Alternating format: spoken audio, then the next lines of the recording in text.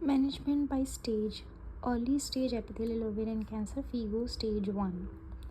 So unfortunately only 10% of the patient with the epithelial ovarian cancer, they are diagnosed as an early stage, Figo stage 1. And for a woman with non-clear cell Figo stage 1A, 1B, grade 1-2 malignancies, provided they have undergone comprehensive surgical staging, adjuvant chemotherapy is not required. And for all other early stage patients like Figo stage 1C, grade 3, any clear cell, as well as patients who have not been staged surgically, chemotherapy is indicated. GOG Protocol 157 was designed to study number of cycles of adjuvant platinum paclitaxel chemotherapy in a woman with early stage ovarian cancer who had undergone comprehensive surgical staging to determine the impact or rate of recurrence and to compare toxicities. At the median follow-up of 6.8 years, the recurrence rate for 6 cycles of adjuvant chemotherapy was 24%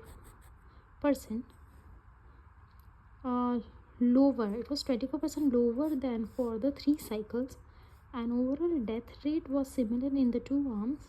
Grade 3-4 neurotoxicity, they occurred in 4 of 211 and 24 of 212 patients treated with 3 and 6 cycles of regimen respectively. 6 cycles also caused significantly more severe anemia and granulocytopenia.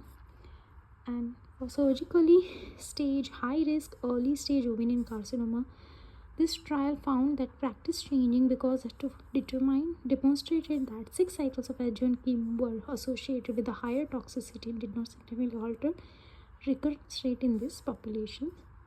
And in an analysis of the patients with high-grade serous tumors, a 5-year recurrence-free survival was 83% and 60% in those who received 6 versus 3 cycles of chemotherapy respectively.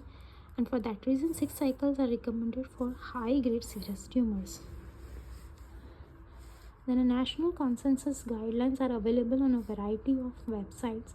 In 2030, Brislow et al. Performed a surveillance seared study in California and found that most women with an ovarian cancer undergoing surgery in the state were being operated by a surgeon who were not trained to perform this type of operations, required to adequately stage these patients and completely remove all visible disease when it was found to have spread throughout the abdominal cavity. And this is unfortunate because only 1/3 of the patients studied were referred and treated by gynae-onco, who were considered to be high volume surgeons. High volume surgeons were characterized by having treated over 10 to 15 cases per year in an institution treating more than 20 cases per year. The study indicated that patients with stage 1 and 2 disease who were not treated according to the consensus guidelines had worse survival rate compared with those who were treated according to the guidelines. Survival was also worse for patients with an advanced stage cancer.